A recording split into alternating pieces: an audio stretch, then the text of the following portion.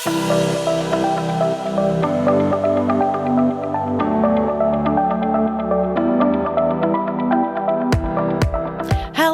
and welcome to the Front Seat Life podcast. I am your host, Jessica Butts, where I am here to help you be unapologetically who you are in your life, love, and business by understanding and embracing your innate personality type. Most of you know I am all about not doing stuff that you suck at, absolutely leaning into your front seat, and that is what we're going to be talking about in this podcast. For those of you who don't know me, I am the CEO and creator of Front Seat Life. I am a Myers Briggs expert. I'm a life and business coach for intuitive women, author, keynote speaker, obviously podcaster, and former couples therapist and psychotherapist. I'm an ENFJ, truth teller, F-bomb dropper, lover of all things Maui, and fiercely dedicated to helping you be unapologetically who you are. I am so excited to take you on this new series called Front Seat 16. And that means we are going to do a deep dive into all 16 Myers Briggs types, as well as the front seat methodology behind every single one of the types. So it'll be a 16-week series. I have guests every single week coming on, talking to you about some of their front seatness, some of their back seat BS. That is what they're terrible at, and everything in between. Okay, buckle up. Let's do this. All right, everybody. I am extra excited for today because Rachel Bell is here with us, and she is now a very good friend of mine, which I'm really honored to be able to say. We kind of met through a mutual friend and have become really good friends, and she's just dazzling and exciting and fun, and also somebody who's struggling a little bit with her type. So, Rachel, why don't you quickly introduce yourself, say hi to us, and then tell us what happened yesterday.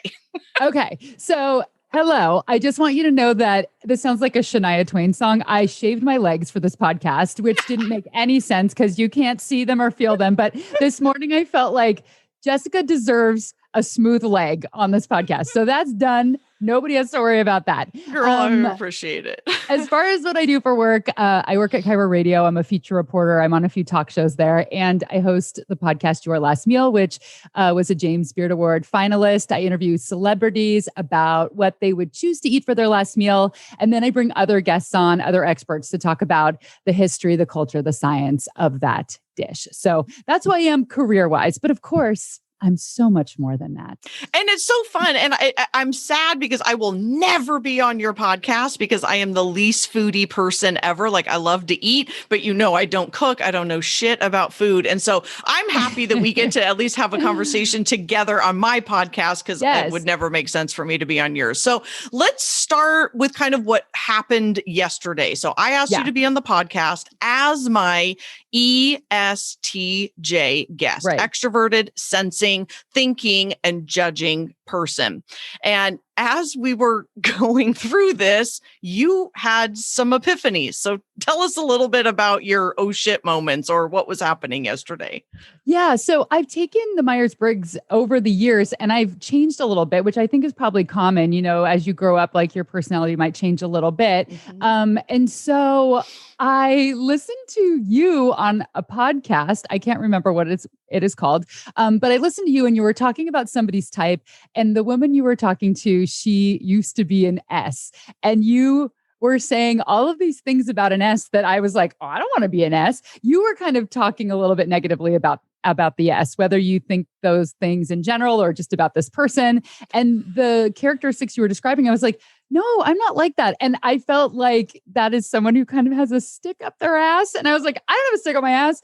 You know, I'm really creative. I'm not a person who's just logical. I'm not that. So I retook the test and I was like, phew, I'm an ENTJ, not an ESTJ. But when I read the descriptions of both of those types that you sent me from your website, I relate to both of them. You know, I don't relate to all of both, but I don't relate, you know, it's like a little bit of each. So I think I'm kind of in the middle. Yeah. Yeah. So this is great. So this is what's called a slight preference. So on the scale, So there's two factors. One is having a slight preference. There's many people that one of the four or many of the four people have a slight preference. And the scale on the Myers Briggs is like 1 to 30, 30 being the strongest, 1 being the slightest. There's a lot of people that innately and naturally have a slight preference. However, there's also a whole nother contributing factor is our society and how we've grown up and our family of origin. Basically, this is nature versus nurture. So the nature piece is innately, Rachel, you were born into this world with a personality type. And what happens is the world gets a hold of us. Sometimes us creative freaks like myself have born into a very S family, or you start into corporate America and you are like, oh, I better fit into this or I'm not going to survive. Or as a woman, right, we better be logical or we're going to get run over by the patriarchy, or a number of other reasons. And so I'm actually really interested to do a self-assessment with you today, like live on air, and really just kind of unpack this in terms of your innateness, and then also having you share how you possibly were raised and how that may have contributed specifically, it sounds like, to this logical piece versus this intuitive piece that it sounds like you hope you are. Yes. And it's a lot of family of origin. I thought about that a lot. And so I'm glad that you brought that up, because I want to talk about that too, because I was having trouble separating it.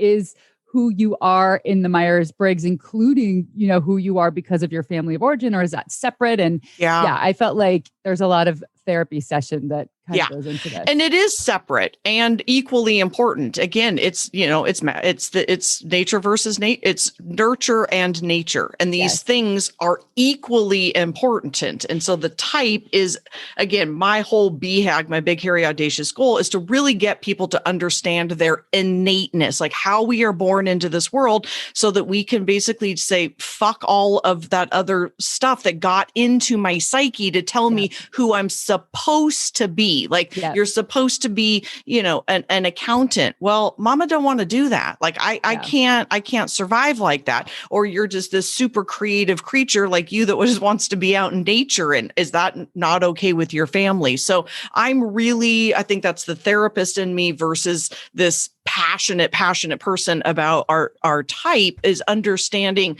that we're both, and how we can understand the family of origin, the culture of origin, how we were raised, how that is impacting our type, which is really how all of us should, using air quotes on a podcast, how we should be showing up in this world, because things are just easier. Yes. Yes. Okay. So let's jump into yours, the 4 dichotomies, because some of them are going to be very easy.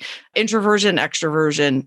I don't think there's any question whatsoever that you are extroverted. Yes. Although I will say, the older I get, the more introverted I get. I used to be 100% extrovert. I didn't need any alone time at all. I wanted to be with my friends constantly. Now I'm like, bye. I am so ready to go home and need alone time. And I know you're the same way. Yes, I very, very much am the same way. And I believe that is introversion and extroversion is a sense of a bit of maturity and just learning how to set boundaries and being comfortable with yourself. So, but yes, I would say you are a strong still extrovert. Okay, so that one's clear.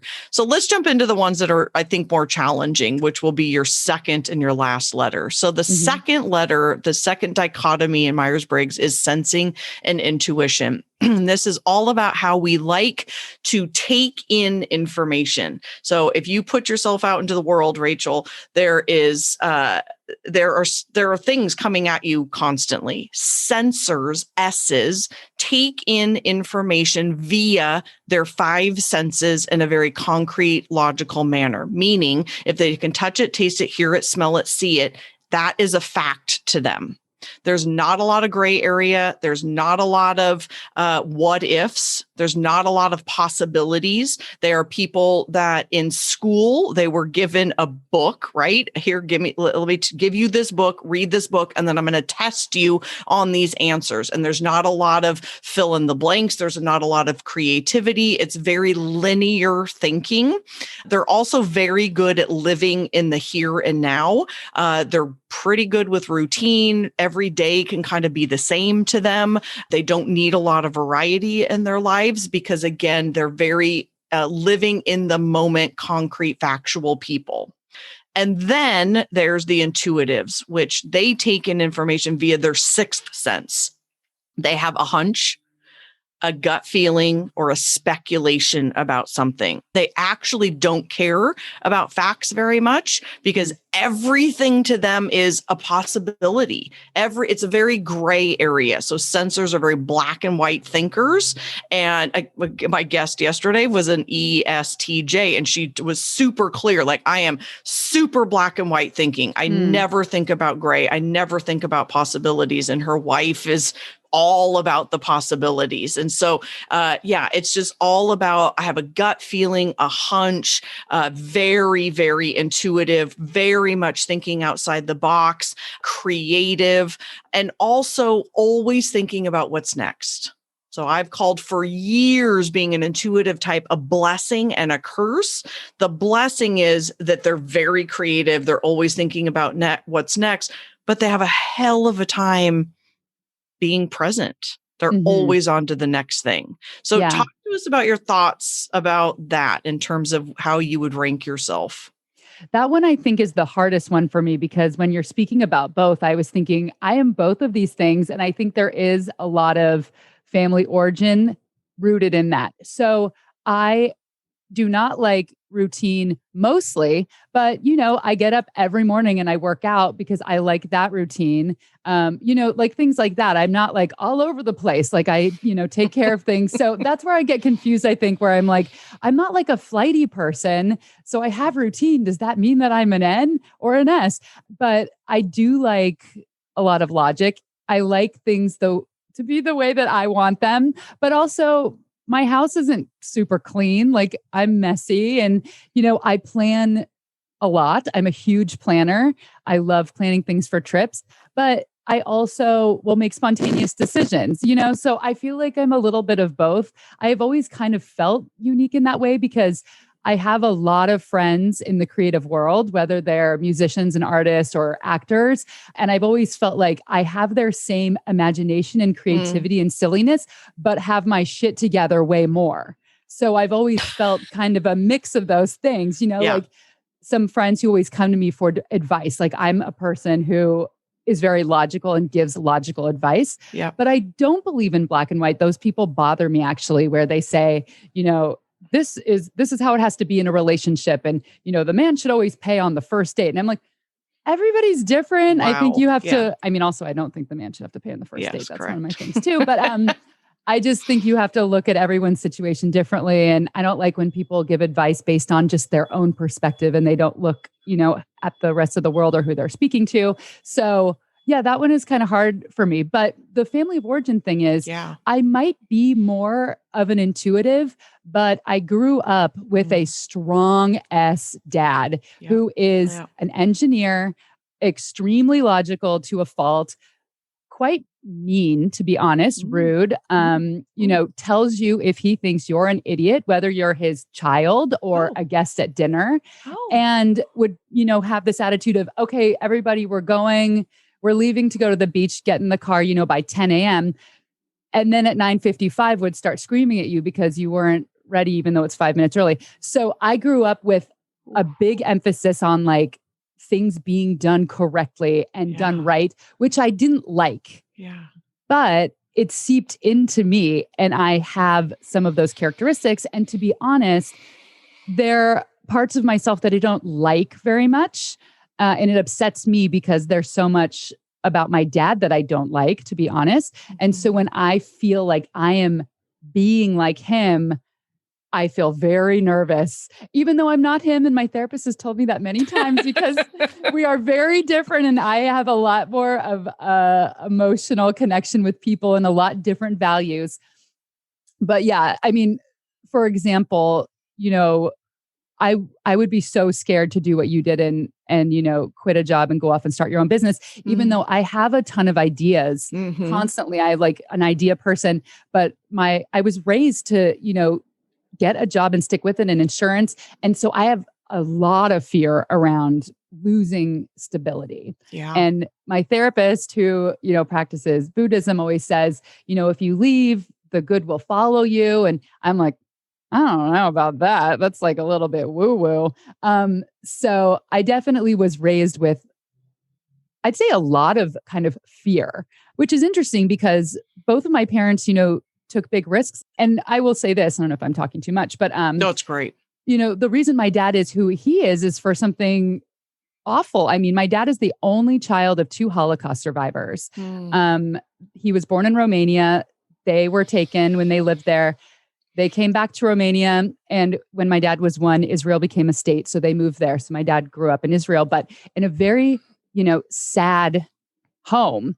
And so there's actually been research done on Holocaust survivors that says trauma gets passed down in the DNA. 100%. And what happens is there's like a fight or flight that a baby is born with. So my dad was born with all kinds of anxiety and anger and fear that he didn't need, but it just came with him. And then he passed that on to me. Yeah.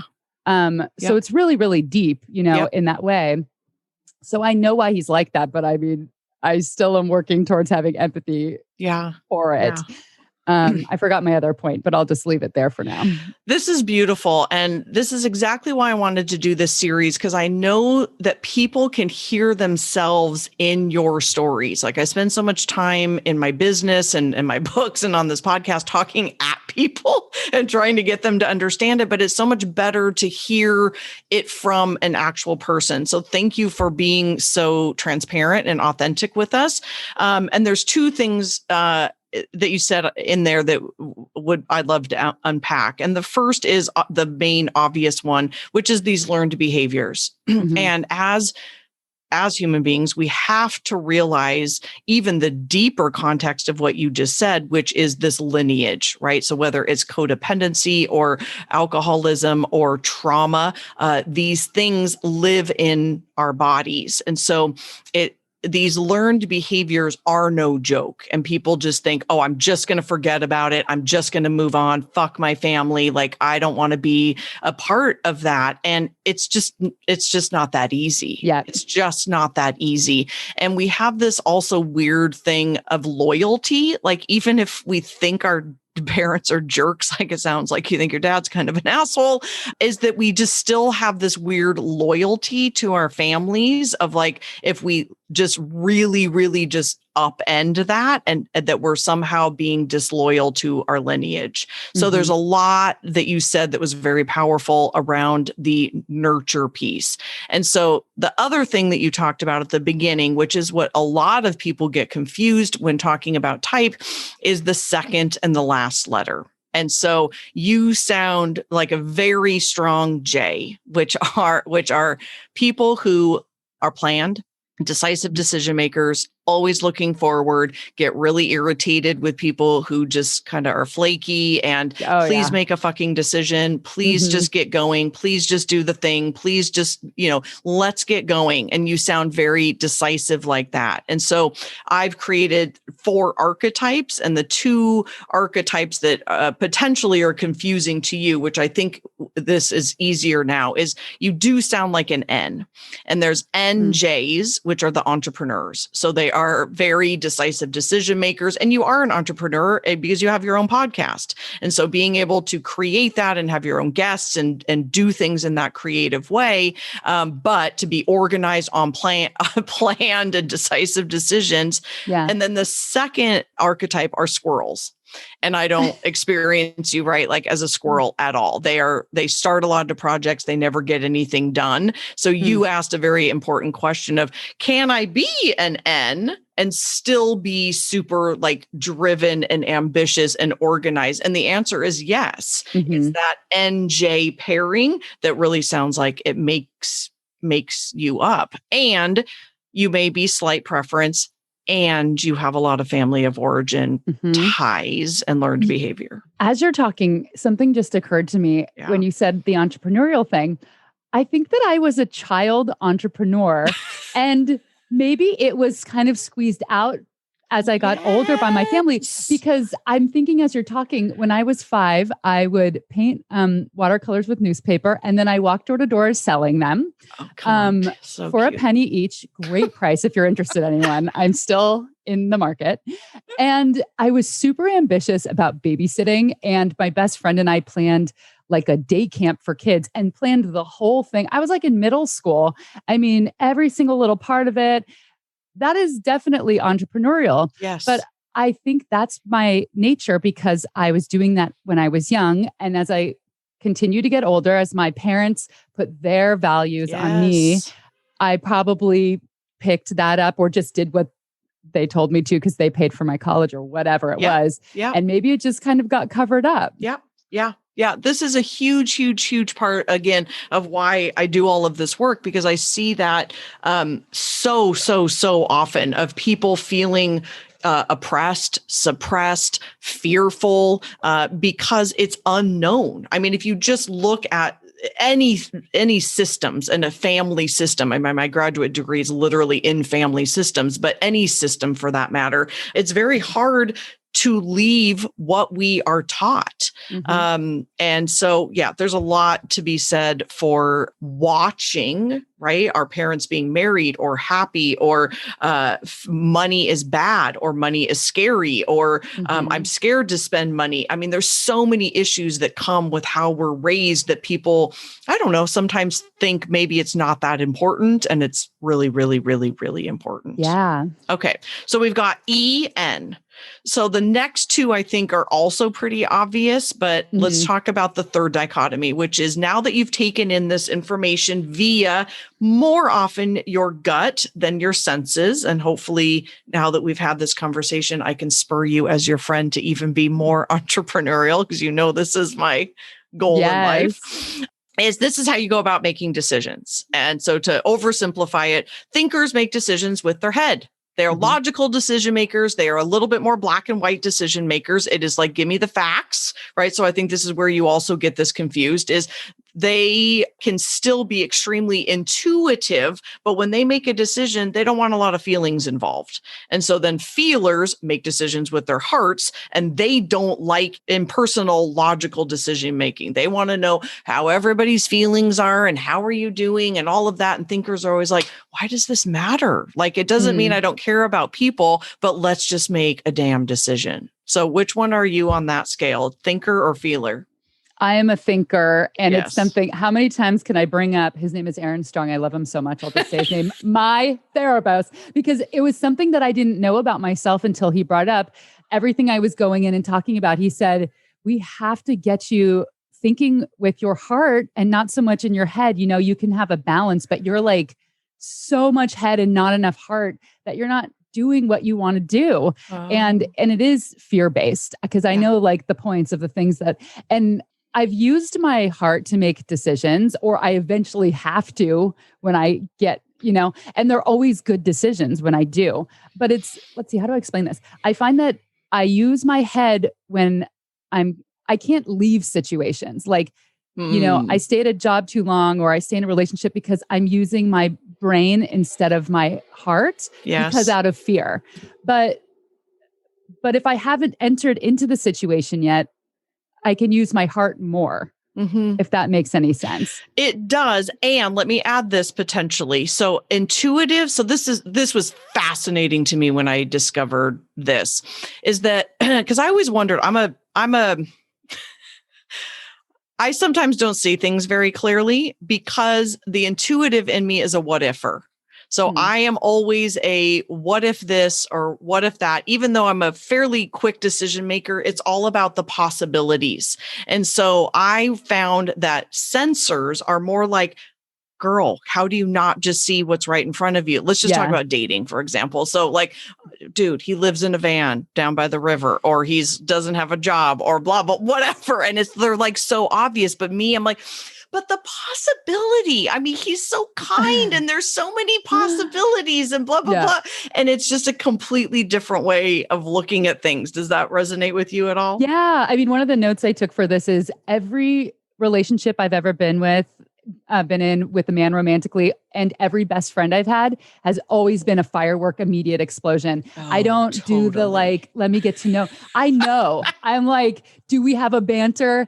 Do you make me laugh? Are we going back and forth? I'm in and because it's magnetic. Yes. If I go on a first date and it's like kind of slow, you're not going to get a second date. I'm not like, oh, maybe I don't know. I'm like, you're done. And like I don't do that as strongly with friendships, because a friendship can more easily have a slow burn. But like the people who I become very close to, it feels like a romantic relationship at the beginning. We just cannot believe that we've met each other just now, and when can we hang out again? So that feels like it kind of answers that a little bit. Yes. And that is a total, like, a gut feeling, right? This is what we do. We are gut people. So there could be someone who's perfect on paper, but if like, we don't have that gut feeling, that gut attraction, that gut boom, we're in, it's out. It's just an absolute no. Okay. So this is pretty clear. So we've got ENT. So before we even get to the last one, you are so far 2 of the 4 rare types. So there's 4 marginalized types. Introverts are way more marginalized in our society. Ends, because we're only 25% of the population, are very misunderstood. I mean, I think you're learning about this right now, that this is, rare for you. And then as a thinking woman, you're also only 25% of the population. I feel that. Just how it is related to society, how we, assign gender roles. I always tell people like the way that I deal with stuff seems to be very masculine. Like, one of the things I do a lot that people don't really like is I have such a hard time not giving advice. Someone has a problem, instead of being empathetic and just listening, I'm like, here's what you do. Super proactive. I am trying so hard to rein that back in, because it's getting to the point where people close to me are like, I just need you to listen. I'm like, cool, but I need you to tell me that, because otherwise I'm coming in. Yeah. And how hard is that for you? How have you learned to... Hard. Because I'm so proactive. I'm like, let's go. Let's change this. But what are we waiting for? I know the answers, which, great. Okay. So this is great. I've realized I have so many more questions. When we're talking about this, I'm like, oh my God, I got to get through this because I have a bunch more questions. Okay. So ENT. So you are feeling the rareness. I hear this a lot with thinking women and feeling men. So feeling men get called, terrible, terrible words in our society, because they're only 25% of the population. It's also just a very... like you said, a very masculine society, and this is the way we're supposed to be. And then women are supposed to be soft and nice and, all of these sympathetic, empathetic. And so the thinking women are just like, ooh, no, me no resonate with that. I don't want any part of that. Okay. So you've probably had more male friends in your life. Is that true? Yeah. Lots of male friends. And I keep my ex-boyfriends very close too. Yeah. I am so unbelievably excited. I feel like I need a drum roll, please. To announce that in conjunction with this podcast series, The Front Seat 16, I am opening up the brand new Front Seat Life Collective. It is 10 years of my work as a psychotherapist, as a Myers Briggs expert, as a business coach and life coach, 5 different courses, 2.5 books, all in one all-inclusive membership group. I'm getting off of Facebook. I am healing my hustle, practicing what I preach. I have moved over to the unbelievably fabulous platform called Mighty Networks. We are still doing live calls. This is a safe and exclusive and incredible community for all my weirdos out there. So all my intuitives, it is time for us to come together, to gather, to learn about each other, to be inspired, to be motivated, and to be educated on this incredible part of your personality type. And that is just the tip of the iceberg. We will have spotlight speakers, guest speakers, and so much more. It will be open only for a period of time, so do not wait. It is an incredibly affordable price. You also get an opportunity to schedule one-on-one sessions with me, also at a discounted price, and I cannot wait. I literally can't wait to welcome you in to this new and exclusive and wonderfully private and incredibly inspiring community, the Front Seat Life Collective. To find out more, just go over to jessicabutts.com and I will see you on the inside.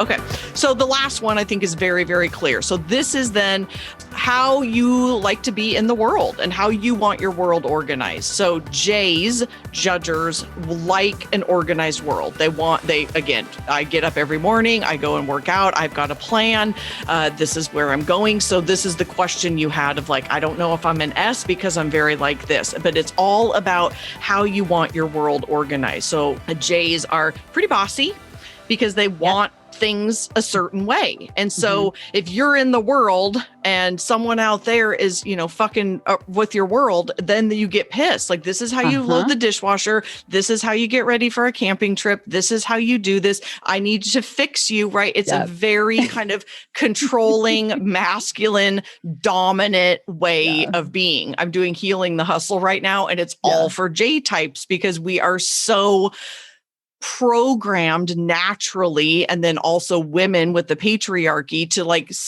be in this very assertive role, but assertive women get called all kinds of different names that white men don't get. So then the other one, which, is super not you, is just the P. Spontaneous, go with the flow, don't worry about it, I'll figure it out. They're late. They don't, they're just kind of flowing through life. So tell us, I think we already know, but tell us your feelings on this one. I don't flow. No. I don't either. I'm pretty bossy. I always know what I want. Like, I'm always surprised when, I ask a friend, where do you want to go for dinner? I don't know. I'm like, okay, well, I know. I have 5 places. I have a list in my phone already. Yeah. You pick from my list. Like, I always have an opinion. Yeah. That is me for sure. I envy flowy people though. I do too. In fact, I only have one tattoo, and it's the only tattoo I have is B, because as J's, we're doers. This is just our natural way of being. And when I turned about 45, I realized, wow, I'm going to ruin my life, or I'm going to have a heart attack, or I'm never going to be in a relationship if I don't learn how to balance this and just learn how to be a little bit better. And a personal story, which is interesting about the dinner reservations, is you and I, and then another friend, we're all J's. She and I are both ENFJs, and you're, now we know, an ENTJ. And you guys have really strong J's. And I know that, and I do too. But because I know this, I cater to you guys, because I just go, I don't really care. Just tell me where to be. Whatever restaurant is totally fine. Because I know that you guys would probably prefer to do that. So in a situation like that, I kind of bow down a little bit, which is completely fine. That's actually one of the things that I want to harness by having this information, is using the types to my advantage to be able to understand other people more and to read other people better and do what you did, which is, in improv, they call it be the tree. You can't always be the star. Someone has to be the tree and, kind of pull back. And that is something I think would really benefit me, which it's kind of like the love languages, once you know your partner's love languages, oh, now I understand why you do that. It doesn't mean what I thought it meant. Yeah. Okay. So a couple places I want to go for the rest of our time is number one. So we figured it out. I think, how confident do you feel that kind of ENTJ feels good to you? So obviously extroverted, creative, think outside the box, although been oppressed in your family, definitely a clear thinking decision maker and organized, decisive J personality. You feel good about that? Yeah, it feels right. Okay. So what's interesting is the name. So we texted about this yesterday too. And what's interesting about this is that the name of this type is the executive. And you had a pretty visceral reaction, like, fuck that. I don't want to be the executive, because you were like, if I could retire, hell yeah, I would. Yeah. So let's just talk about this freely, I guess, for a little bit, because ENTJs get the name executive because they're kind of bossy and driven and creative and get out of my way. I've got an idea and I'm going to make this thing happen. Yeah. And so I imagine the executive comes in different areas of your life. So yes, camping, your body. I know you take exquisite care of your body, some side hustle passion. So talk to us a little bit about where you think this factors into your life. Yeah, I mean, I do see it comes up in work a little bit. When I am passionate about something, I do take the leadership role and I know exactly what I want and I want to push forward. But I am so much of a work to live, not live to work person. So I'm not like the thing I've come up with recently. I've come up with my own catchphrase that I've never actually been able to say before. So this will be my big debut is whenever something, good happens in my career, if I win an award or, whatever, something like that, people always say, oh my God, you worked so hard. And recently I'm like, I actually didn't. I worked a normal amount.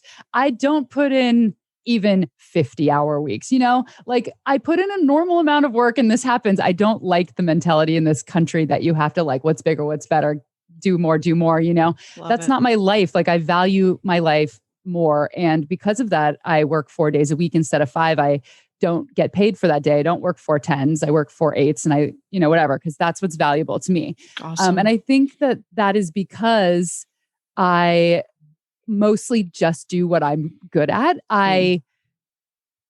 I have a hard time getting better at something. I just go, oh, it's not for me. And that's something I'd like to work on a little bit. But when the things that I'm good at them. And so I don't have to work super hard on them and I can just kind of get that done. But yeah, I think the take charge and the personality definitely comes in. If I'm going on a trip, I mean, I'm going to Utah in October to go to all 5 national parks. Ooh. I've been planning this since January, when I get excited about something, I like to research and look things up. Yeah. And I'm just kind of bossy in general. I mean, in my life, I have people make fun of me. They're like, how many clubs do you have? I'm like, I love starting a club. We have our TV club where we get together. This has been going for 10 years now. And it wouldn't continue if it wasn't for me though. We get together almost monthly and we watch an 80s or 90s sitcom and we make punned food. And I've watched and tried to not send the email to plan the next one. No one ever sends it. And so, I kind of am the one that keeps things going. I'm a connector and I love connecting people. And I love seeing people find success because I can research something and show them here, what about this? Or you should meet this person, all of that kind of stuff. This is so good. So ENTJs differ from ENFJs in a lot of ways that you just said, which is you love to research things. Mm-hmm. So ENFJs are less researchy and they're more about people. Mm-hmm. So you probably love to put patterns and things together about things. Like you were saying, let me solve your problem by researching all of these things, where an ENFJ is I just listen to people. So I had a therapy session yesterday and I literally just listened and asked a few questions for about 45 minutes. And then I just kind of laid it on her what I was seeing. And she just was like, holy shit, how did you see that? And I'm like, this is just the way that our brains work. And I don't like research as much as you do. And that is kind of that thinky J mind of yours that's really concrete and real detailed. Yeah. Yeah. Okay. So also, I am not encouraging you to do stuff that you suck at. Yeah. I was thinking of your book when I said that. I'm not encouraging that. We only have so much time in our life, right? We have limited resources. And I obviously, I freaking wrote a book on it. I literally do not believe in trying to be those things that we're just not good at. If our energy or our type is just saying I don't really want to be that great at this, then just don't be. Don't be. I have an interesting experience with that though, because a few years ago I had this breakup and then I started taking a pottery class, which made me feel like such a cliche. I got divorced, I got a tap dance, I got to tap into my soul. Anyway, the first day of class, everything I made looked terrible. And I'm like, I want to quit. I can't do this. And so I put up something on Facebook asking people, and it was really interesting. It showed everyone's personality, who the quitters are, who the endearer, the people who stick with it. And finally, what somebody said really stuck with me. She's like, you're not taking this class because you need plates and bowls. It's supposed to be for fun. And when I shifted my mindset and didn't quit, I just enjoyed the company of the people. I enjoyed the process more instead of just because my whole life I've always quit if I'm not good at something. So I kind of liked sticking with it. But then I didn't go back after the class ended, but Well, at least you stuck with that. But I pulled up your type like in the book, literally. And really, this is who you are, right? Your focus is on order. You organize people and the things to achieve a purpose. You use logic and reasoning with others. You're all about direct action. You are an impersonal decision maker. You call plays and make decisions. You collect information in an orderly way. You solve problems in a systematic manner.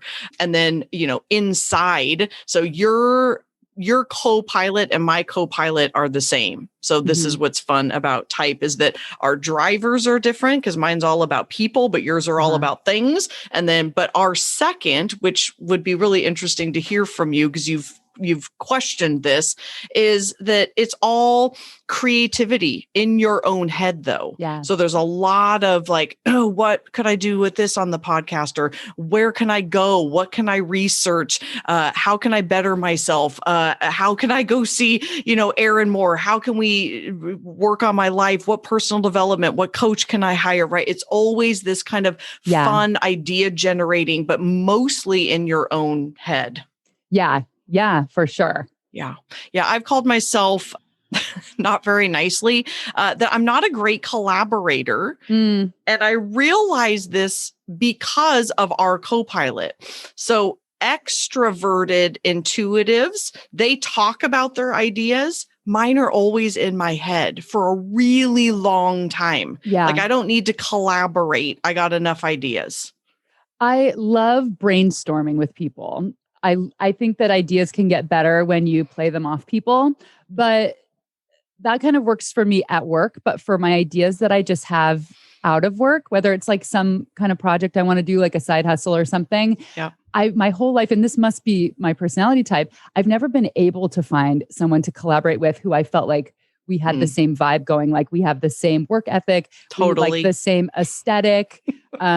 Like I met with a friend, we were trying to do this project and I said on the first day, I just want to make this really clear that I don't want this to affect our friendship. So if something that I say bothers you, like, let me know. And let's try to have that openness because like, we're friends, let's not let this.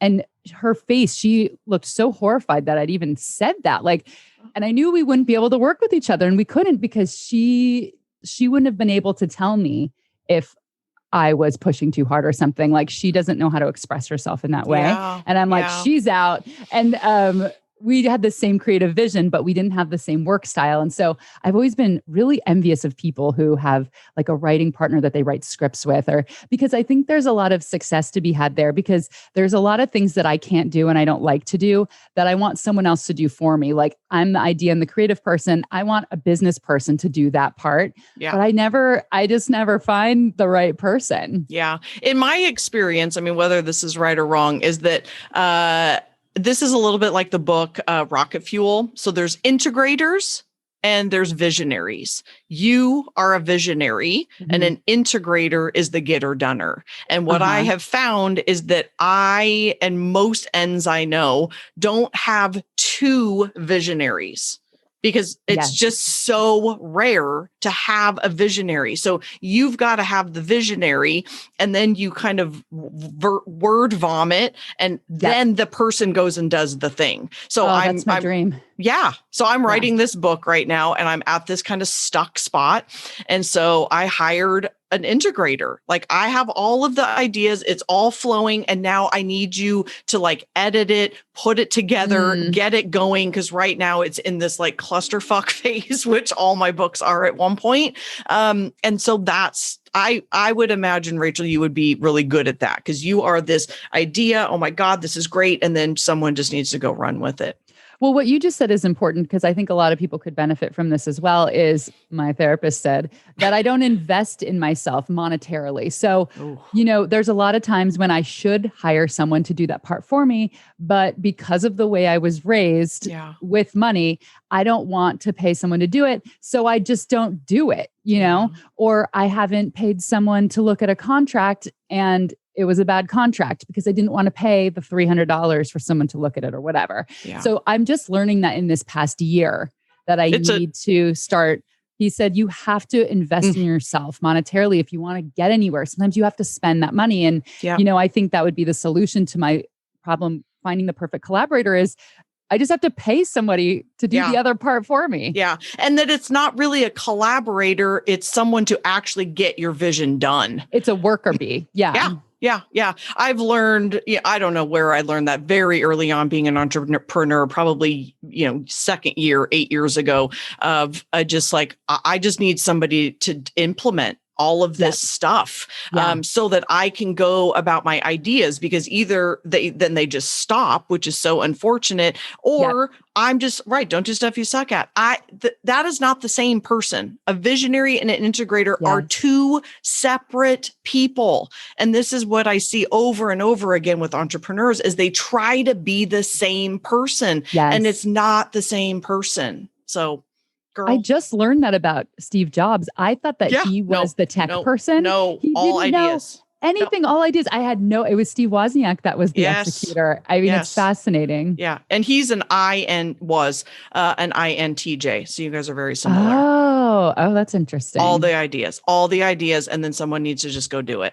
I think the I stands for the black turtleneck because I don't wear those. That was, Okay. We just have a couple more minutes. Okay. I'm trying to ask everybody these questions, but I think we're kind of at a place now where I'd love to ask you a really hard question. So buckle up, which is knowing about your type. What do you think you've struggled with most in your life? And then also in your intimate relationships, being the ENTJ you are? I wrote some notes on this. So something that I've struggled with in relationships is what I call the mundane. I have a really hard time with things getting very normal. I want always it to be a little fun. I want always like a little sparky, a little banter. Of course I talk to people about boring things. You have to. And I love talking about, it's like errands and blah, blah, blah, stupid things. But I want there to still be an element of whimsy to those, to the point that I had a relationship years ago where I kind of kept asking for that. And I don't think he understood it. Maybe I wasn't being clear, that I took it to such an extreme place that I made him play. This is so stupid when I think back. I was pushing so hard for whimsy and change that I was like, instead of playing Scrabble like we usually do, just sitting at a table, let's move. Every time you take a turn, when we're going to walk and we're going to play a little on the sidewalk, and then we're going to keep walking and we're going to play at this park. And when I look back, I'm like, I was so desperate for like any kind of movement that I made him literally move. Variety. Yeah. And so I need to settle into that because, if you're with someone for a while, every day isn't like, and it's not because I can't be vulnerable. I love being vulnerable and I love talking about stuff. It's not that I'm trying to keep it light, but it's just that, it just feels mundane to me. I need some stimulation in my brain is what it is. Yep. This is a bold statement and don't hold me on this forever, but this is a big part of the reason why I don't have any desire to live with somebody because I'm the exact same way. I need newness and freshness. And I like to see my person and be sexual and every single day sleeping in the same bed, things like that don't happen. And people judge it. And I'm like, but instead I know who I am. So I'm just going to have an unorthodox relationship where I just don't live with my person. So it is fun and spontaneous when I only see them a couple times a week. So there's a lot of judgment, I think, when you try to design a life around somebody who's only 25% of the population. And you're right. And N needs variety. They need constant variety, like change in their day to day, almost every day. And when it is, I'm going to work and we're going to bed and we're, making dinner and we're washing the babies and, and that is like death to us. And people's, go ahead. I'll just tell you, I'm 41. I've never lived with a partner, and people think that is weird. And it's not that I'm not open to it, but maybe that's why. I'm guessing it is. I think that all the time. I'm like, I would absolutely ruin the relationship I'm in if we did that. Because we even joke, we're like, I would rather marry you than live with you. Yeah. And I know a couple who is married and doesn't live together. They live Yeah. down So the my street. sister, I mean, it runs in my family. Yeah. Yeah. But I don't know. This is a big topic for me because this is why I think so many intuitive types in particular end up unhappy because the muggle world decides the rules and that we have to have this white picket fence and get married and have 2.5 kids. And what if you don't want that? Like, what if you even want to be in a partnership, but you don't want to live with someone because you want spontaneity or you want to go camping like you do all the time, or you want to live in a van or you want to travel by yourself? Like there's these rules that's somehow unacceptable. And I'm all about just fuck that. Like that's well, the so other stupid. part of that too is like there's that societal pressure where some people do want that stuff, but they just don't have it yet. And I hate that you're made to feel bad that you don't have it yet or you don't have it now. And totally. And I'm sure a lot of people listening have this. I mean, my mom is 71 and she's from that generation where the trifecta of happiness, marriage, children, house. And so she doesn't understand me because she doesn't understand how I can be happy without any of those things. Meanwhile, she is very unhappy with and she has all three of those things, which I've pointed out to her because I'm mean. I'm like, why do you think those things make you happy when it's not working for you? But yeah, I feel the same way. And because of my mom's example, I feel secure in it now. I don't care if that's what other people want. It's my life and I just don't care how people can live their lives their own way. Okay. What do you think you're really good at? What am I really good at? Yeah. Just in general, anything. I think that I'm good at connecting with people that I just met. I call them 5-minute friendships, the interviews that I do, because, I've interviewed thousands of people. I've been a reporter for 18 years and I've never seen most of them again. But sometimes you get this great connection with the person and you have this spark, but then you don't have to see their bad side. It's like this just little encapsulation and you leave feeling really energized as an extrovert and feeling really good. So I like that I'm able to do that because my family, I watch, like they can't do things like that. I am good at planning and I'm very proud of it because I plan really fun stuff. And that's something like, friends will tell me, or I'll hear them telling other people like, Rachel planned this thing and it was so great. And I'm like, I'm good at that. I think that I'm a good cook. I think that I am good at kind of, in a lot of ways, not everything, carving out my own unorthodox life. Just like you recently, this year for the first time I went camping by myself and every single woman that I told immediately said, weren't you afraid of getting murdered? Yeah. And I'm like, no, I was not. Correct. Me either. People get murdered. Like you should be more afraid of getting in a car accident on the way there than getting murdered or whatever. And I just don't feel afraid of being alone. I don't feel afraid of being independent. I didn't go by myself because I can't be around people. I went to have a different experience. And so I think that that's something I'm good at because I've realized by talking about those trips that most people are too afraid to be with themselves. I had a great time. Like I went hiking by myself. I cooked myself really good meals. I think that I'm good at kind of creating what I need for myself and not waiting for other people to do what I want to do. Yeah. I think a lot of people think that's weird that extroverts do that. Do you know where that comes from for you? I get that a lot of like, how as an extrovert do you want to go do that? I don't know, actually. I think it is like the introverted side of me, perhaps, that I didn't know was there. Yeah. Because I would rather be alone than have mediocre company. And so, yes. And I also, even though I'm extroverted and I talk a lot, I also don't like constant talking, like if I'm hiking or camping. And so because I'm friends with a lot of people like me, sometimes that's the case. So I just kind of wanted to have a quieter time doing what I enjoy doing. Yeah. Love it. And okay. So much, in closing. I was just going to say, I actually found myself being flooded with ideas and creativity because I wasn't just talking the whole time. So there was an open space. Yes. I mean, big things and small things. On the way there, it popped in my head. I want to create a seal for independent women campers that's like a dildo crossed with an axe. Like things like that. Like these were my big ideas for my trip and I love them. I've said this for years. I've been an entrepreneur for 10 years and I tell my clients ad nauseum that the number one reason I spend time by myself is this when I get all my ideas. Yeah. 100% where I get my ideas. Yeah. Okay. So in closing, I have totally putting you on the spot with this question, but I am curious if you have learned anything about yourself today, just in this conversation. Yes, I did.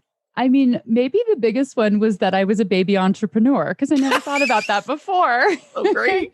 And just the idea that I could have been born one way, but influenced so much by my family. I always just think this is who I am, signed, sealed, delivered. This is my package, but that I could have been a different person. I could have been a million different, like your sliding doors moment kind of thing. Yes. Not just, if you caught the train at a different time, but if anything really. So yeah, that actually feels really good because it makes me feel more malleable. And not as stuck to this is who I am because, for years I've been working on breaking patterns in the things that I think about and like trying to change negative thinking. And I think that helps me with that process, knowing that I can be more how I want to be in certain ways because I'm a malleable person. Yeah. That's really beautiful.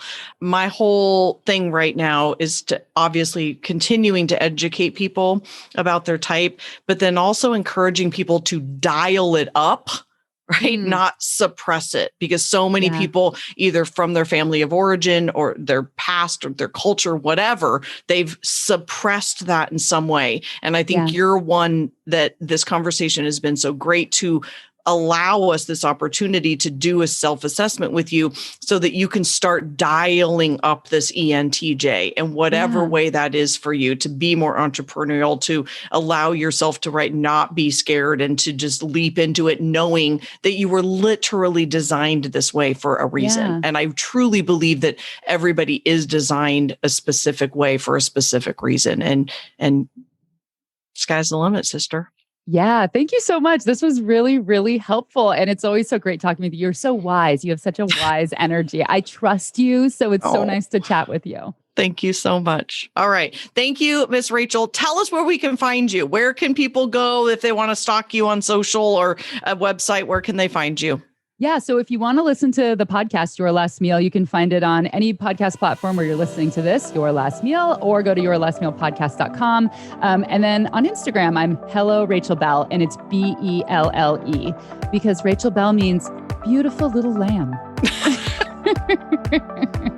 So fitting. So fitting. Matt. All right, darling. Thank you so much. Thank you so much. Bye, Jess.